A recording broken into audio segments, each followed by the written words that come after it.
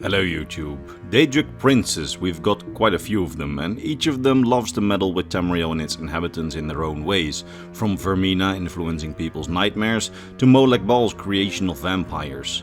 But there's one Daedric prince who's tried to take over the mortal plane more than any other, and that's Mehrunes Dagon, the Daedric prince of destruction and chaos, a pure evil, so to say. Or perhaps not as evil and bad as most people think.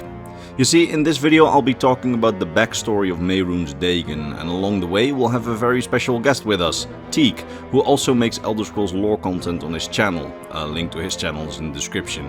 And over the course of this video he may convince you that Mehrunes Dagon might not be that bad. So, that having been said, let's talk about the Prince of Destruction.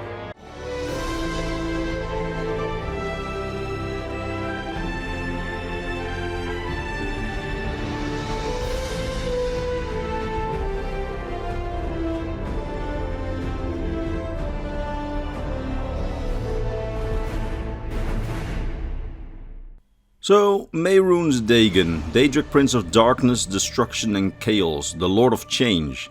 He is by far one of the Daedric princes that people know best. He's commonly seen as one of the more evil Daedra, constantly looking to take over and destroy the world. And by most people of Tamriel, he is simply seen as an evil god whose worship is to be shunned. Worship of the prince comes with destruction, violence and often death after all. He resides in his very own plane of oblivion, the Deadlands, a world created and sustained by the Daedric Prince's own essence, and it's a world devoid of green, filled with lava, scorched earth and ruins. It's a place of perpetual chaos and carnage, in the image of the Daedric Prince himself, who is obsessed with these qualities, as chaos and change make up his very essence. It's everything he is. Every metaphysical fiber of his being is bent towards causing chaos and destruction, and he lives and breathes chaos and destruction in his interactions with the mortal world. Okay, that's enough. I can't believe you'd slander the greatest hero Tamriel has ever known like that. Greatest hero? Okay, well, that's Teek. If you're gonna call Mehrunes Dagon a hero, what exactly are you doing here?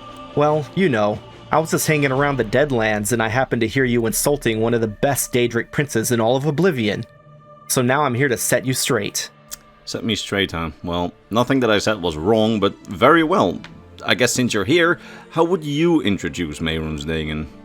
Mehrunes Dagon is the Prince of Revolution, Change, Freedom, and Hope. He's not the best Daedric prince, but he's definitely up there. Top 5 at least. To his most devout and true followers, he offers liberation from the Mundus, their own personal paradise. His realm of oblivion, the Deadlands, is a blessed realm for those hoping to make their own way, and who have the ambition necessary to make it happen. He was unfortunately very maligned by the supremely evil Septim Empire though. But even they didn't ban his worship until he'd pretty much already saved everyone, so it's okay, don't worry. He won in the end. Okay, sure. I'd love to hear more of your perspective later on, but I'll continue for now, okay? Because throughout Tamriel's history, Mehrunes Dagon has caused his fair share of trouble, really earning him the name of Prince of Destruction, as he is one of the Daedric princes which meddles with the mortal world the most, and often to the greatest effect. For example, in the First Era, he destroyed the entire city of Sotha, Sothasil's ancient home, seemingly just for shits and giggles. It was to create Sothasil. So he created Sothasil intentionally, huh? Well, you do realize that he tried to do the same kind of destruction to Mournhold, but that was then stopped from completely destroying it by the living gods, Almalexia and Sothasil. If he'd succeeded, that would have been a whole city destroyed, you know, pretty bad. He actually saved a piece of Mournhold. It's called the Wretched Spire and is still in the Deadlands, serving as a refuge and sanctuary. Alright, sure, but you know, if you're gonna stick around, can you at least let me finish a thought before, you know, commenting and interrupting? Fine. Go ahead. Good. So now we've got the almost destruction of Mournhold and the full destruction of Sotha, and other than that he's responsible for many events of chaos and destructions throughout the years at varying scales, such as the destruction of the Battle Spire in the Third Era, the near destruction of Firsthold in the Second Era, and helping Jaeger Tharn to lock up Emperor Uriel Septim VII in Oblivion during the Imperial Simulacrum, the period of time in which the Elder Scrolls Arena takes place. But his probably most well-known exploits on Tamriel are by far his attempts to invade it and take it over. You see, back in the First Era, before he tried to destroy Mournhold that one time, Sothasil, one of the living gods of Morrowind, managed to make an agreement between several Daedric princes, including Molech Baal, and himself.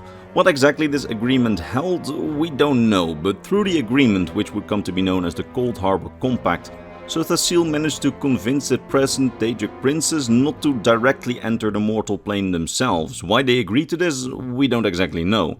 However, when just a few months later Mehrunes Dagon tried to enter the mortal plane to destroy Mournhold, he was then beaten back and punished for this by Sothasil, who banished him back into oblivion after wounding him and quote-unquote making him explode throughout time. After which Sothasil managed to find a way to close the doors between the mortal plane and Mehrunes Dagon's realm of the Deadlands, so that he would not be able to try again, in punishment for breaking the Cold Harbor Compact. Some theorize that it's this moment where he was embarrassed by Sothasil that he gained his obsession with trying to invade and take the mortal plane for himself, in order to have the last laugh. I have to step in now because so much of this is wrong. Well, enlighten me, what's wrong about it? First of all, Mehrunes Dagon isn't obsessed with taking over Tamriel, he is trying to save it. Second, we know that Hermaeus Mora was given a great price for his participation in the Cold Harbor Compact, and that Mehrunes Dagon didn't think Sothasil was capable of stopping him, which I might add, he wasn't. Sothasil is dead, and Mehrunes Dagon won. Okay, so tiny little note, I keep noticing that you say that Mehrunes Dagon won, but did I not literally just say that he got exploded throughout time by Sothasil? Just, seems pretty bad, seems like a loss. A calculated ploy. Like I said, Sothasil was created by Mehrunes Dagon, and is an instrument of Mehrunes Dagon's will. Sothasil, an instrument for Dagon's will.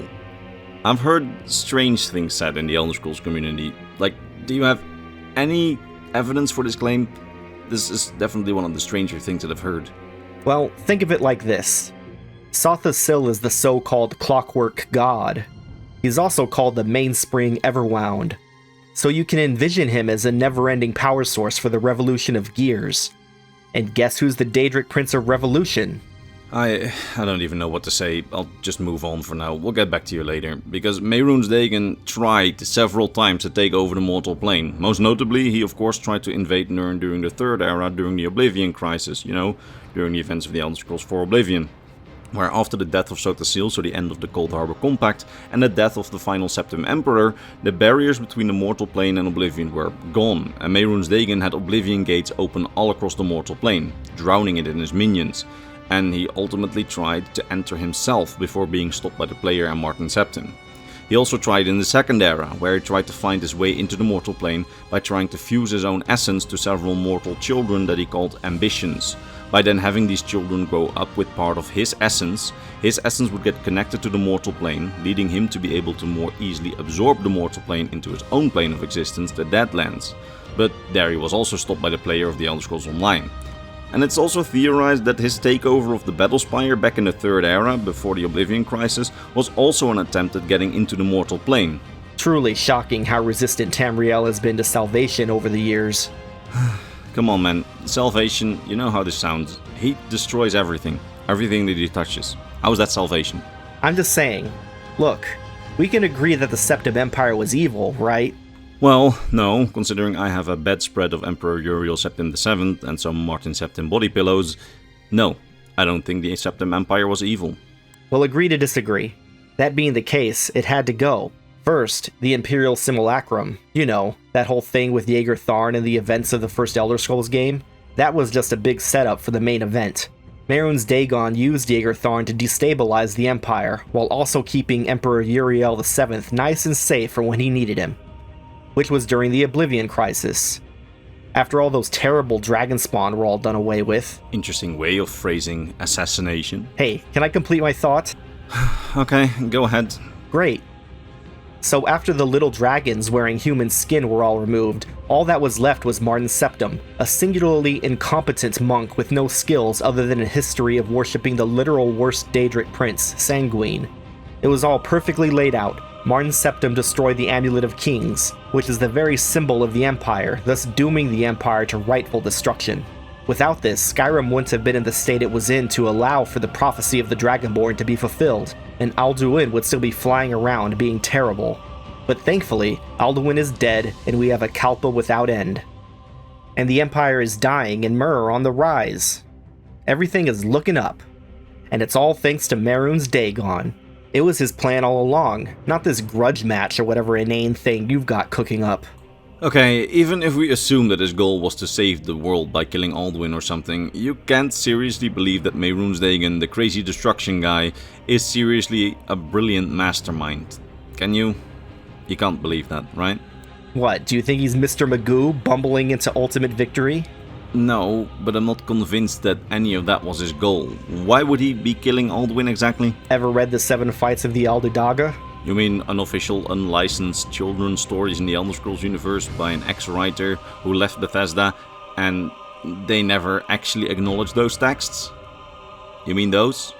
You know what, never mind, I'll just continue with the story, because considering the path of destruction that Mehrunes Dagon leaves wherever he or his followers show themselves, and his obsession with trying to take over and destroy the mortal plane, worship of Mehrunes Dagon on Tamriel tends to be frowned upon and is more often than not outright forbidden by law. Yet there are many groups that do worship him for a variety of reasons, with of course Oblivion's Mythic Dawn as a prime example. And while Mehrunes Dagon himself sees mortals as lowly small distractions, he does enjoy being worshipped and will use mortals for his own ends, using them to further his plans and rewarding them with a modicum of power, or by giving them some of his wholly powerful artifacts, such as the legendary dagger Mehrunes Razor, which has appeared in several of the games. As such, it can be attractive to worship Dagon. When looking for destructive power, he is the guy you go to. And if your actions will bring destruction and chaos to the face of Tamriel, the Daedric Prince will be all too happy to oblige and help you out, if you're willing to pay his price, as he'll often have you carry out some destructive act in order to gain his boon. For example, if you'd like some amazing Daedric powers and if you plead with Mehrunes Dagon to give them to you, he might first ask you to show your devotion to chaos and destruction by burning down an entire village, and then hand you an artifact or teach you some power. Or if you've already showed yourself to be an agent of chaos and destruction, he might just give you something for free out of an appreciation for your work, and of course in the hope that you will sow even more chaos and destruction with his gifts. I think Skyrim shows that most of this isn't true, and also, I'm right. You mean about earlier? What now? In the quest, Pieces of the Past, you get Mehrunes Razor for basically nothing. And Mehrunes Dagon doesn't care at all about Silius Vesuvius' worship, and if you think Creation Club content is real, Mehrunes Dagon isn't involved in the cause at all. Mehrunes Dagon can literally have worshippers open up an Oblivion Gate into the Deadlands, and he doesn't do anything with it. This all makes sense if Mehrunes Dagon already achieved his goals, and so has no need for further influence. No need for further influence? Wait, you're still talking about that he's already won? Yes! You're still talking about his plans too, you know. Also, Mehrunes Dagon worship was legal in the Septim Empire, and was probably legal before then too. The Imperial City was known as the City of 1,000 Cults at least since the Second Era. Okay, so what's your point? Just more evidence that Mehrunes Dagon isn't a crazy destruction guy who just wants to take over the world. I am still not quite sure I agree. But let's continue with the story, because around all of Tamriel there are many different creation myths, almost all of which feature the Daedric princes and Mehrunes Dagon, although the exact role that they play varies across different myths.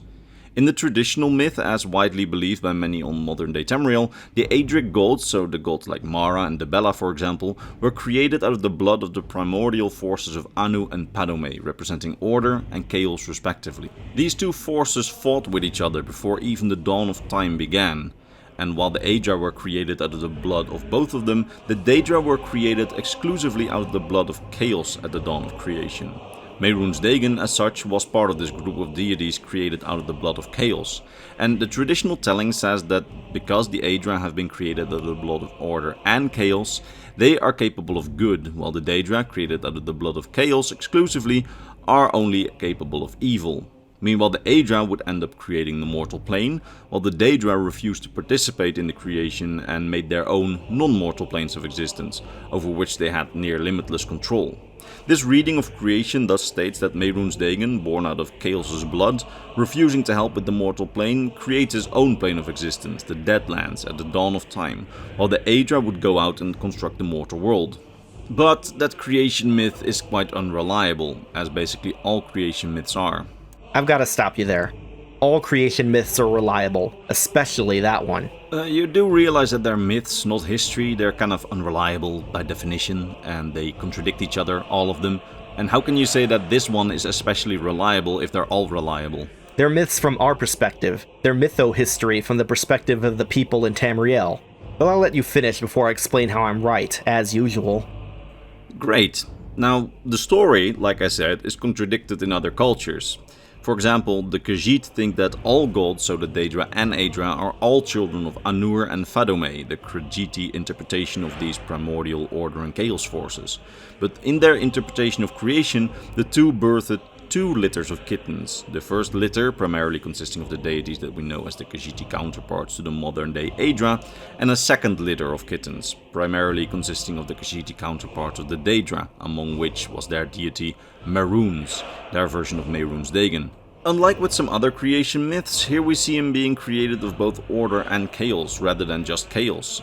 As in the Khajiiti creation myth, only Azura and Lorcash, their version of Lorcan and Azura, were born only of chaos. Now, even if in this chaos myth he was born out of both order and chaos, he is still considered to be a destructive kitten known as the Jakajit, a wild kitten who just destroys everything. And during the dawn, he even tried to destroy the lunar lattice, the barrier that in Khajiiti creation myth protects against the great darkness. That's very oversimplified, of course, but Dagon has quite a few interpretations that all vary per cultures and contradict one another.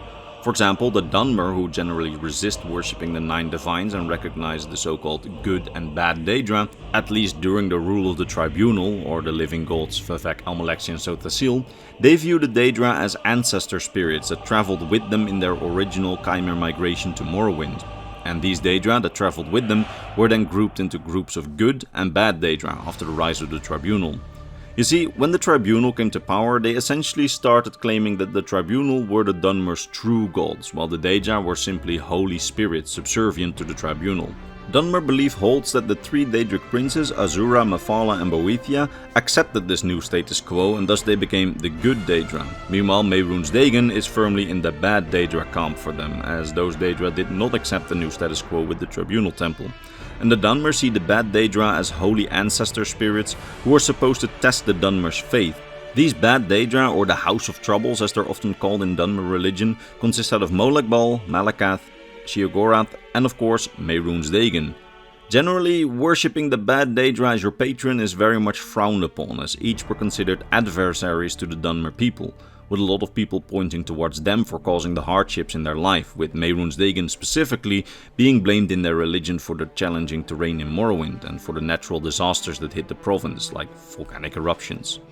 The bad Daedra are also the favorite antagonists of the Tribunal in their legendary stories and scripture in their doctrine, as there are several stories of the Tribunal, especially Vivek, being tested by them and fighting them, with Mehrunes Dagon challenging the Tribunal several times in these legends.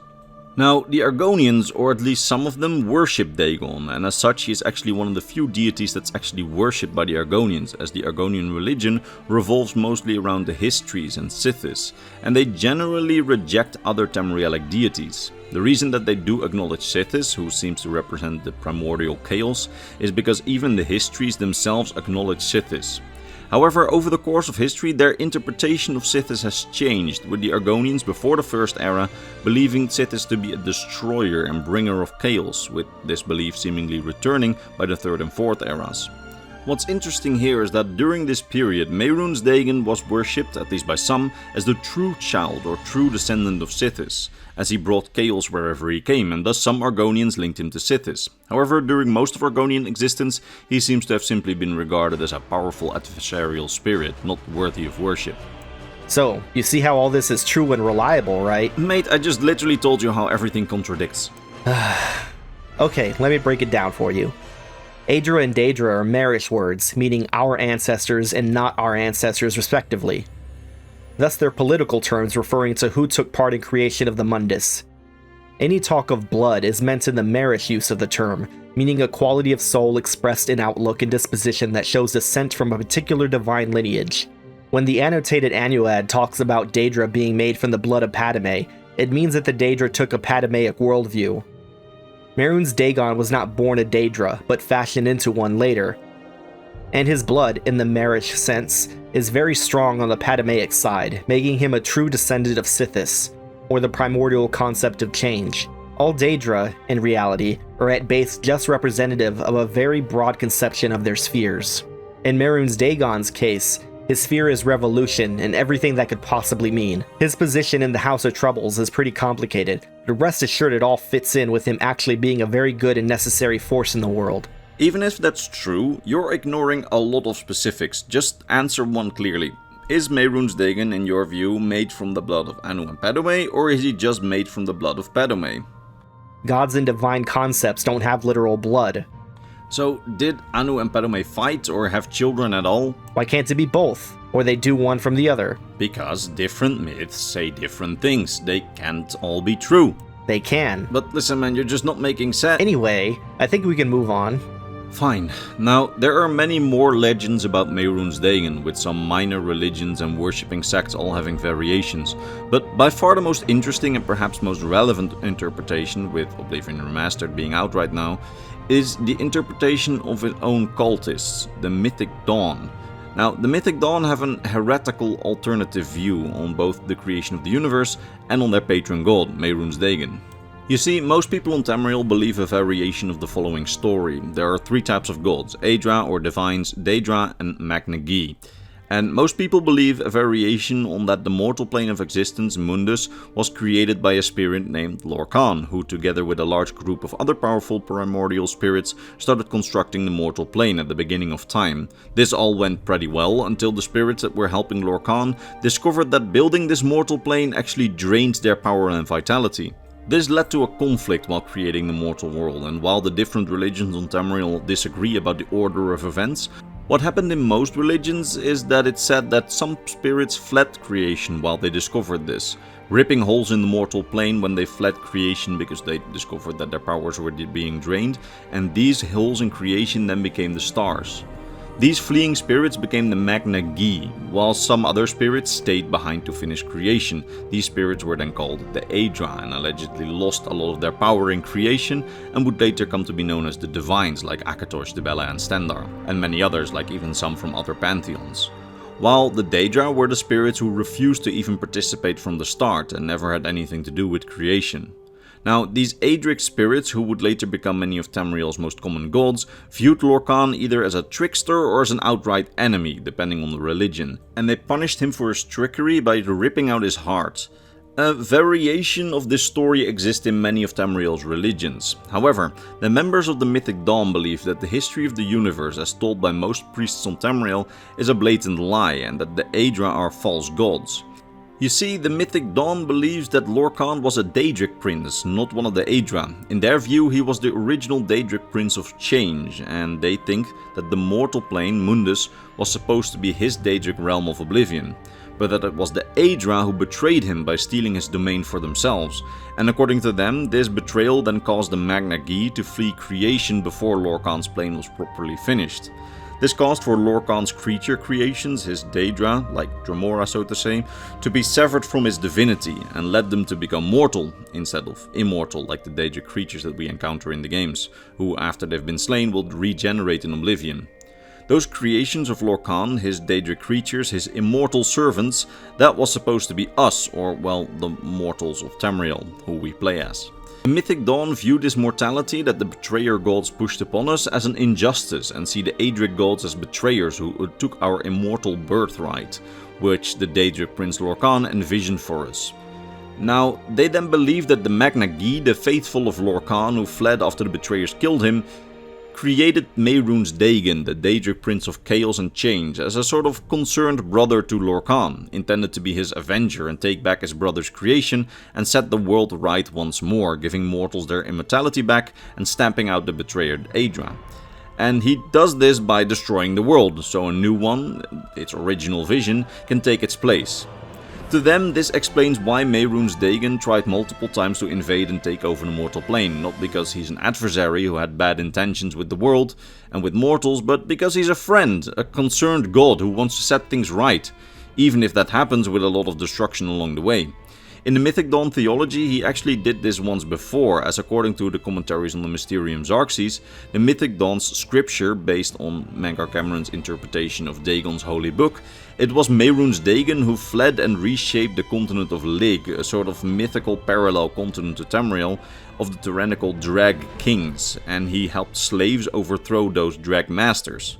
Now, I personally think that this whole story is a lot of bogus. Mehrunes Dagon himself, in all his dialogue, has not once suggested this as far as I'm aware, but that's how the Mythic Dawn chooses to view him. Finally, something we agree on. Wait, really? I thought for sure that you would be insane enough to agree with this whole bogus. I'm not insane.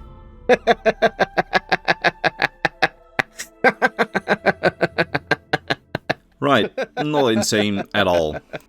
Okay, but seriously. The Mythic Dawn's conception of things is so ridiculous I'm not sure even Mankar Cameron really believed it all. Like you said, Mehrunes Dagon has never suggested any of this himself. And even one of the Dremora, Lyranth, said not to listen to an idiotic cultist.